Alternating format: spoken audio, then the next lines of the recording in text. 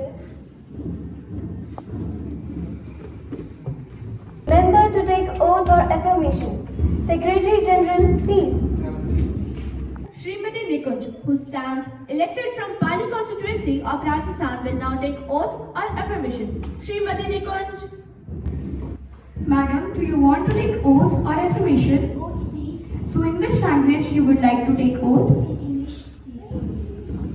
Nikunj, having been elected a member of House of People, do swear in the name of God that I will bear true faith and allegiance to the Constitution of India as by law established, that I will uphold the sovereignty and integrity of India, and that I will faithfully discharge the duty upon which I am about to enter. Elected from Shimla constituency of Himachal Pradesh, will now take oath or affirmation. Shriman Shaurya Singh. I, Shaurya Singh, having been elected a member of House of People, do swear in the name of God that I will bear true faith and allegiance to the Constitution of India as by law established, that I will uphold the sovereignty and integrity of India, and that I will faithfully discharge the duty upon which I am about to enter. Singh, who stands elected from Morena constituency of Madhya Pradesh, will now take oath or affirmation. Shriman Aditya Singh. Sir, do you want to take oath or affirmation?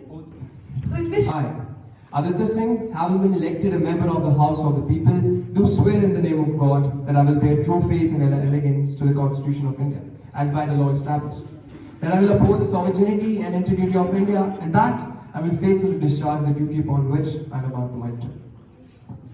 Members, as we meet today, it is my sad duty to inform you that on Monday, November 10, 2025, a heinous act of terrorism near the Red Fort in Delhi tragically and violently ended the lives of 15 innocent people and left dozens more injured. The deceased were fathers, mothers, sons, daughters, and dedicated members of the community whose lives were abruptly cut short while going about their daily routines. They will be remembered not for the manner of their passing, but for the hard work, love, and dreams that defined their lives. They were ordinary people whose extraordinary effort and presence made the fabric of their community vibrant. We mourn for the future that was stolen and the potential that was tragically extinguished. We stand for a while to express our deep sorrow.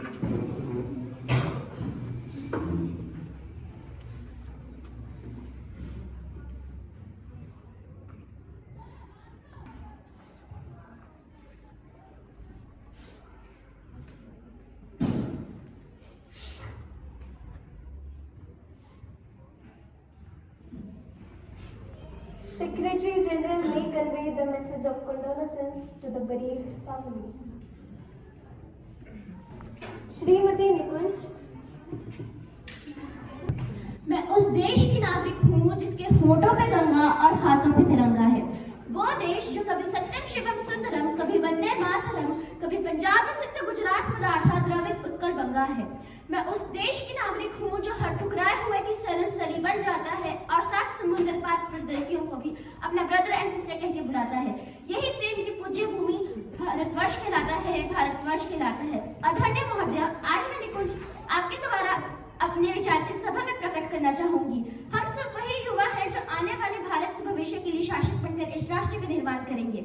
हम सब वही युवा हैं जो आने वाले भारत के भविष्य के लिए डॉक्टर, इंजीनियर, खिलाड़ी, अफसर, नेता, अभिनेता बनकर इस राष्ट्र का निर्माण करेंगे। जरूरी नहीं कि आज का युवा भगत सिंह की तरह फांसी के फंदे पर ही चढ़े, चांद और मंगल पर भी चढ़ सकता है। और यह भी जरूरी नहीं कि देश की बेटियां रानी लक्ष्मीबाई की तरह हाथ में तलवार लेकर घोड़े पर ही दौड़े, हिमा दास की तरह मेडल लेकर ट्रैक पर भी दौड़ सकती है। जी हाँ श्रीमान, आज लगभग 65% हिस्सा युवाओं का है और मेरे विचारों में ये युवा आपदा को अवसर में परिवर्तित करने का सामर्थ्य रखते हैं।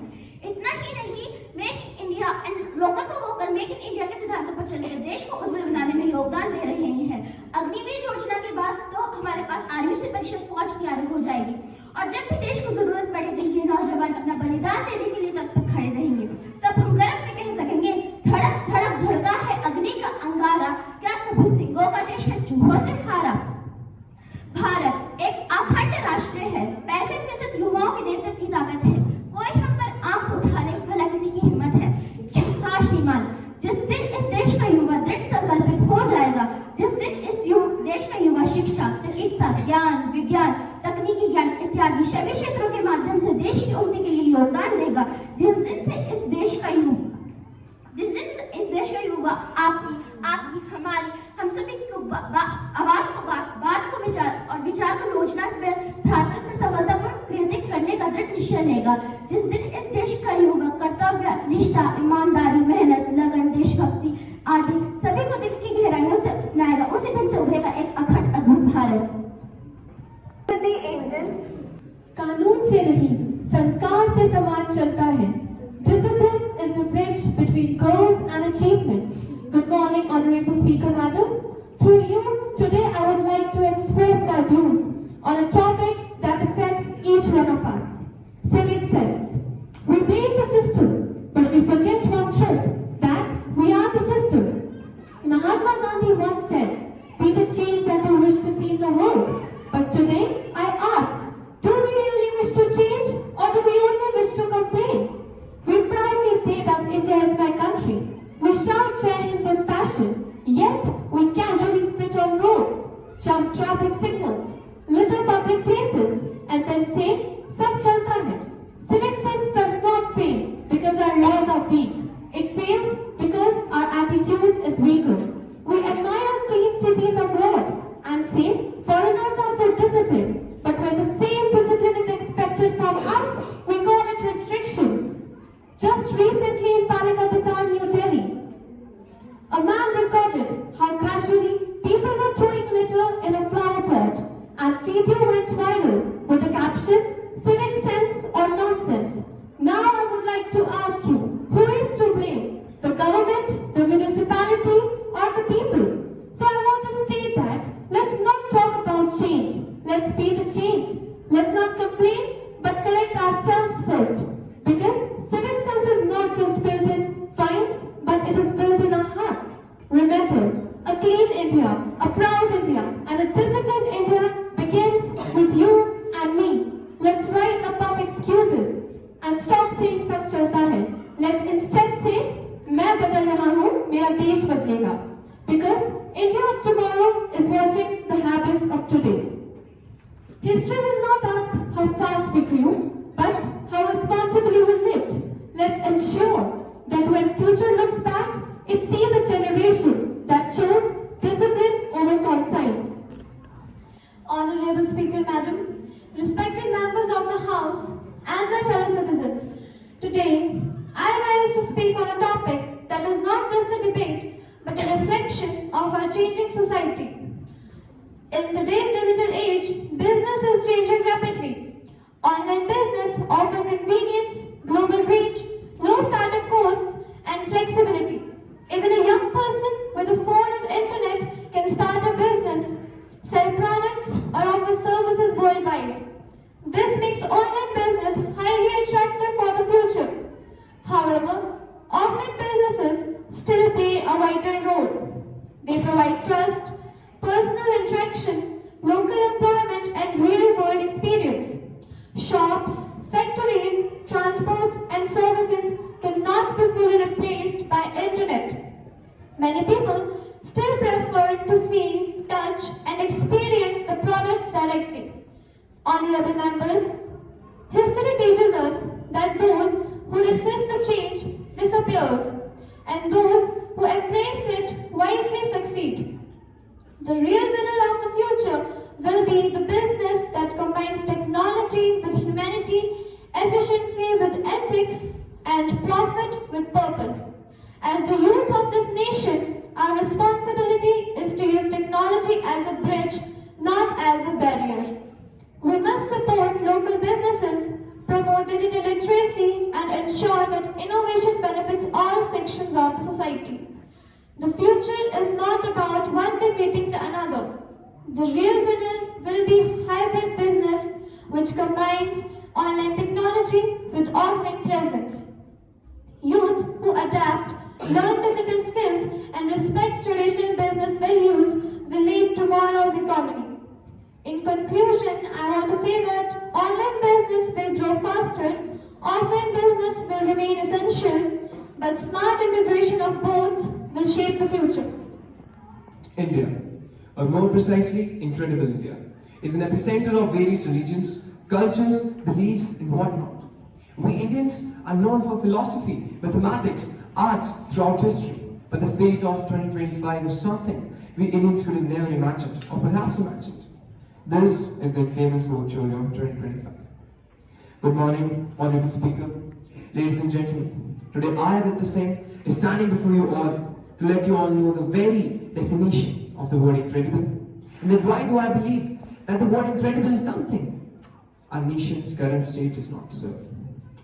Have you all ever wondered why the leading party of our country always stays in power? No matter what the party has done so far, howsoever the geopolitics goes, the state and the party stays the same. This doesn't necessarily suggest that the election were rigged.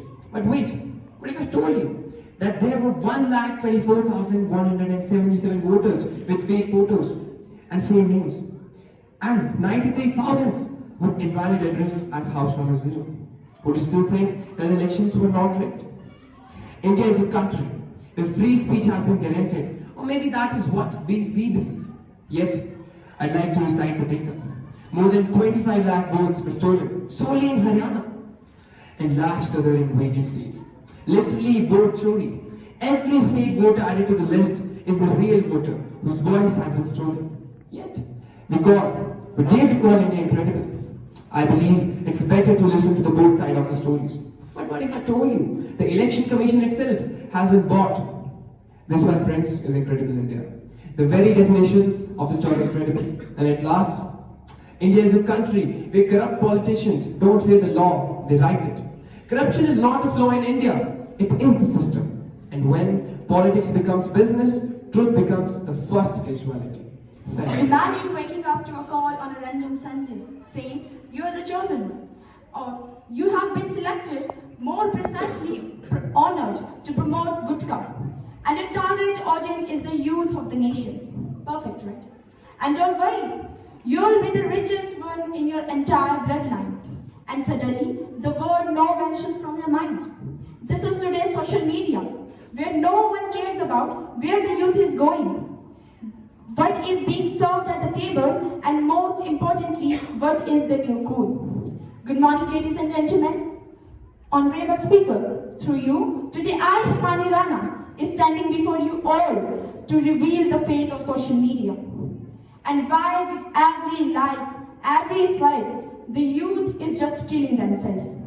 India is a country where the maximum part of the population consists of youth. Yet, have you ever wondered why despite all this, India is still lacking every domain? More than 85% of the youth of our nation is on social media. Social media is no longer just an app in our phone. It is a factor of influence. Every single decision of our influence shapes the entire youth and ultimately the future of our nation. A new trend has been noticed where our influencers, rather than promoting health, safety and security, they all focus on destroying our lives. No matter where the air quality index goes, violence, gang conflict, vote theft, but what we see on social media is not of social interest, but what the power wants us to see. And as a result, we end up never questioning our government. Social media and the news has idolized the government so much that its impact on our youth and influence the evidence. At last, I agree. Every story has two sides, and just like coin. But what if the coin itself has been rigged or bought? A very famous quote from the movie Fight Club: "We buy things we don't need with the money we don't have to impress the people we don't like." Thank you. Honorable Speaker and respected member of this House, let me ask you a direct question. Can a nation truly become a global power if its farmers remain economically weak? The answer is no. For years, a farmer have carried the weight of the nation on their shoulders, yet stood on the bottom of the economic level. Startup India and Stand Up India are not the schemes. They are the rebellion against the injustice. Startup India breaks the outdated system where the farmers only sell raw produce at low prices.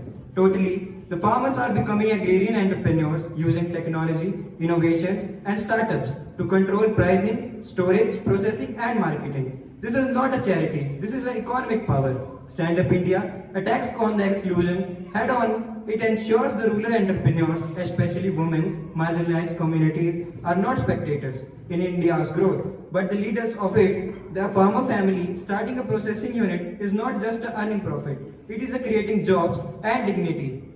Honorable members, when a farmer became entrepreneur, the village stopped begging, start producing, and youth stopped migrating and start innovation. This is how the self-reliant India built from the soil upward. If we want the India to rise, our farmers rise first.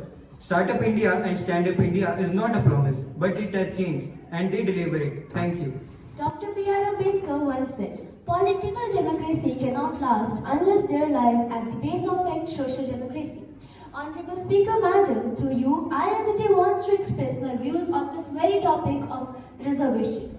Reservation was introduced to build that very social democracy, not as charity, not as favor, but as a constitutional correction for centuries of exclusion. For generations, large sections of our society were denied education, opportunity, and dignity. Reservation was meant to label on an uneven field, and let us be honest, that field is still not level. Caste-based discrimination has not disappeared. It has merely changed its form. So the question before us is not whether reservation should exist, but whether it is reaching those who need it the most. One of the major challenges today is the creamy layer issue, where economically secure families within reserved categories continue to benefit repeatedly, while the poorest remain untouched. If reservation is about justice, then justice must be targeted, not recycled. Another concern is the lack of updated socio-economic data. We are making long-term policies using old assumptions. Honorable Speaker, reform without data is impossible, and data without reform is meaningless. It is also important to differentiate between reservation in education, employment, and promotions.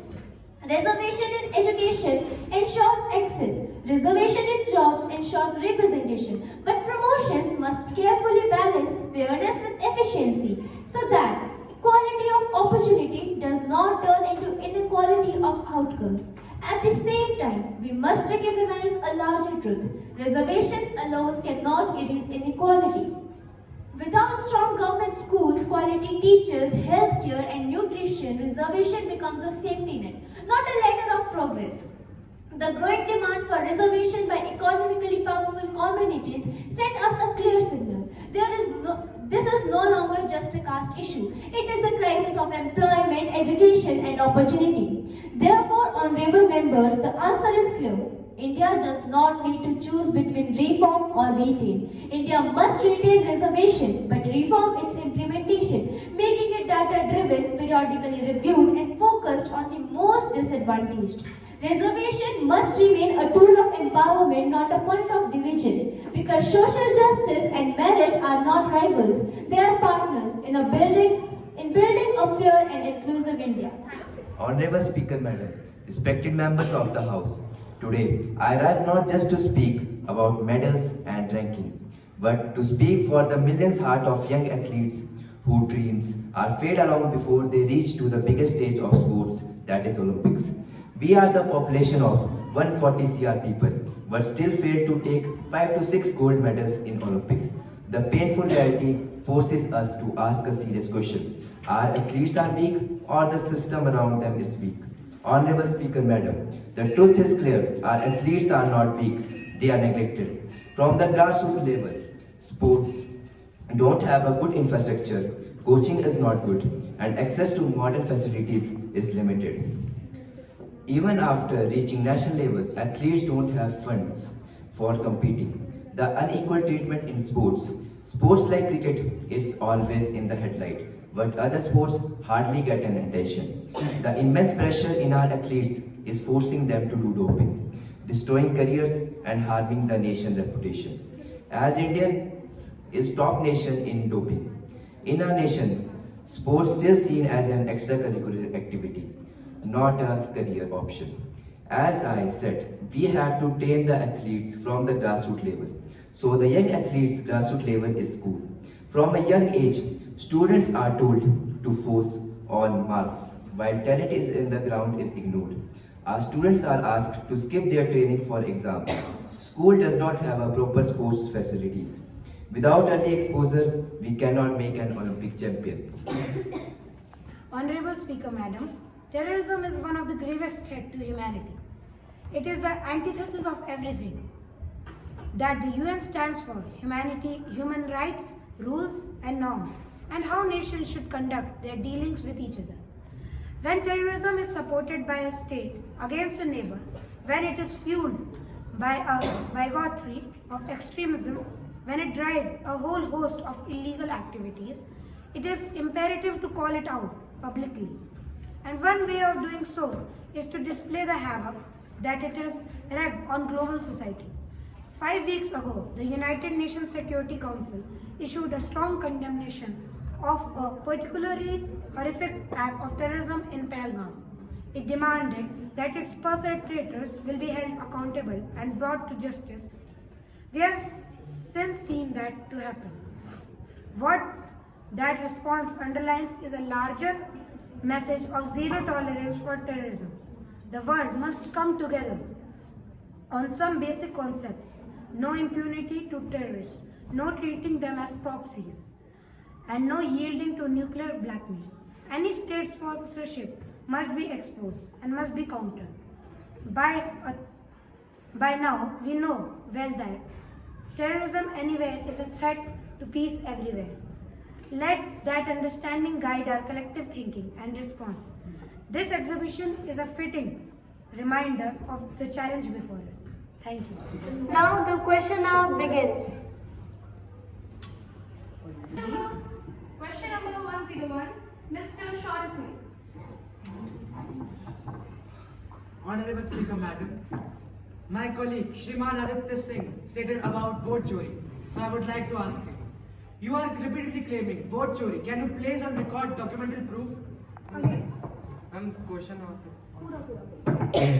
Honorable Speaker Madam, my colleague Shriman Aditya Singh stated vote chori. So I would like to ask him. So you are repeatedly claiming that vote chori.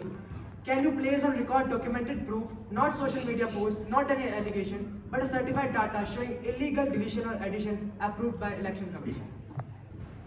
If you're really waiting for the approval of Election Commission, do you really think Election Commission itself is a credible source? Since I believe the Election Commission itself has been bought by the ruling party. And if you're concluding social media from the list, do you really think concluding social media is wise, since social media provides the best platform to raise voice? Social media sometimes gives fake news. So why is vote chori alleged only after losing elections? Why were the same voter lists accepted without protest before polling? So because I believe the ruling party has done nothing in our favor. Still, despite all this, the ruling party is winning. Don't you think it's quite concerning? It's quite tickling in the mind. That is why I believe our party, the Congress, has tried to tickle the question of vote chori. But in 2004 Congress, every institution, Election Commission, media, agencies, is there any institution you trust except yourself? I trust the people of this nation. I really believe that every single vote counts. And I do believe that if you bribe the Election Commission, there won't be any solution. You won't keep on running from every single people. I do believe that the people of this nation is credible source. Question number 102, Rahul Singh.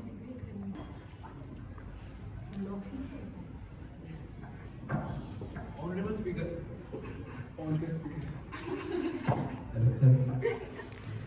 Honorable Speaker, ma'am, I would like to ask a question from Srimati Trubika Thakur. That there are still people who lack digital literacy in remote areas, who are still not aware of digital literacy. So how they will overcome the huge problem? Please tell me. I understand your concern, but I would like to make you aware of that there are many training centers about digital literacy, and even in schools, the education of digital literacy is being provided. Definitely, it will take time, I agree, but we are committed to bring digital literacy in India so that India can compete at global level. Okay. You must be aware of online frauds and cyber scam. How can we overcome the cyber scam problem and live with security? Government is taking their initiative to prevent frauds and cyber scams, so that it won't be problematic for the society. Still, all must search for secure websites and use internet carefully. Srimati Devika Thakur, can you tell me, are offline business irrelevant in our digital economy? Absolutely not. Offline business create local employment and support the grassroots of economy, which online business alone cannot sustain. 103, Mr. Shauravir. Honorable Speaker Madam, I would like to ask question from Srimati Angel. Civic rights is means we can improve it by improving ourselves. But I think that it is more of a government's initiative. So do you think that for the basic civic sense you need government initiatives? You need government initiative to pick up a trash thrown on the ground. Do you need that? If government imposes fine, wouldn't that be corrected? I think that government should impose fines. But I want to say that if anything that is based on the fear of fines, then I don't call it civic sense. It is a forced obedience, but that people have to do it. I would like to give an example of helmet. After there was a fine imposed on that everyone should wear helmet, everyone started wearing helmet, which also lowered the accident rates very much in India. So if we impose fines like we did on helmet, wouldn't that be corrected? Like if 90% of the population in the fear of fines starts doing these basic things that you call civic sense, wouldn't that be their habit after some time? I think that you mentioned about helmets, but I think people are more concerned about their lives also. It is not the fear of fines that they are wearing helmets. I think they are more concerned they love their life also. Don't you think that? Most of the times we have seen that people are not wearing helmet to flex, but after the fines are being imposed, they are wearing helmets, which have lowered the accident rates very much in India. So, But don't you think that when police vanishes, the helmets also vanishes? why are the police being vanished at the front? Police cannot be there every time. In every road you cannot find police. Why? It's the government's fault that the police are not there. Means that it is the fear of fines you are saying that then only you can follow civic sense. It's the fear of police that they are imposing the fines. If police are there on every road, every highway, then they can follow civic sense. Okay. Number 104, Mr. Aditya. Honorable Speaker Madam, my first question from Srimati Aditi is, if reservation was meant to correct historical injustice, so why there is a growing demand to reform it today? Reservation was introduced to address centuries of exclusion, but society has evolved and policies have remained largely unchanged. Today, issues like the creamy layer benefiting repeatedly and the absence of updated socio-economic data shows that benefits are not always reaching their most disadvantaged. Reform is needed not to weaken reservation but strengthen its original purpose of targeting. Reservation alone eliminate inequality in India? No, reservation is a necessary tool indeed, but not a complete solution. Without strong government schools, quality teachers, healthcare, nutrition, and employment opportunities, reservation remains only a safety net. True equality requires parallel investment in public infrastructure so that reservation becomes a ladder for long-term empowerment. Honorable Minister of Human Resource and Development to introduce the bill. Honorable Speaker Madam, I beg to introduce Women's Reservation in Lok Sabha. I am introducing a bill to correct historical underrepresentation and patriarchal barriers aiming to achieve gender equality by reserving 1/3 of seats for women in parliament and state assemblies, fostering diverse perspectives and empowering women in decision making, building on successful local body reservation. The Government of India has adopted a whole of government and whole of society approach to address issue on a life cycle continuum basis for the holistic empowerment of women from all sections of the society, and this includes political empowerment of women. Through various policies, the Government of India is promoting greater participation of women in local governance and political leadership roles. This landmark legislation rotationally reserves 1/3 of all seats for women in the lower house of parliament Lok Sabha and in all state legislative assemblies, including legislative assemblies of National Capital Territory of Delhi, thus institutionalizing representation of women in politics at the highest level of public decision making. Honorable Speaker Madam, I rise in support of this bill. Women in India have been granted various rights over years to establish gender equality and to improve their numbers in decision making. Efforts were started when the demand for separate political reservation for women was made in 1920 during the National Movement for Independence. It was the Government of India Act 1935 by which reservation of seats for women was given. The issue was debated at length during the debates of Constituent Assembly. Committee on the Status of Women in India, 1971, recommended reservation for women in all elected bodies, from panchayats to parliament. That resulted in the 73rd and 74th Amendment to ensure their presence in national and state legislatures. A bill seeking to reserve seats for women was introduced in 1996 in the parliament, but due to narrow political interests of different political parties and lack of consensus among them, it could not succeed to get approval of the parliament. Finally, the passage of Women Reservation Bill with conditions is a golden moment in Indian parliamentary history. Honorable Speaker Madam, I also want that the bill should be introduced in the House. I have mixed feeling about the bill as it is full of flaws. Honorable Speaker Madam, you can see the minister is not interested in my talk. Sir, I am listening. He has 2 years.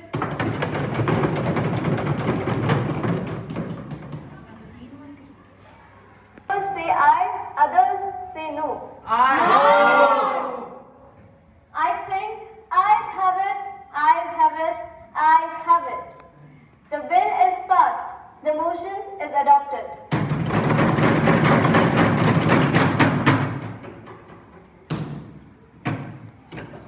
Adjourn to meet again tomorrow at 11 a.m.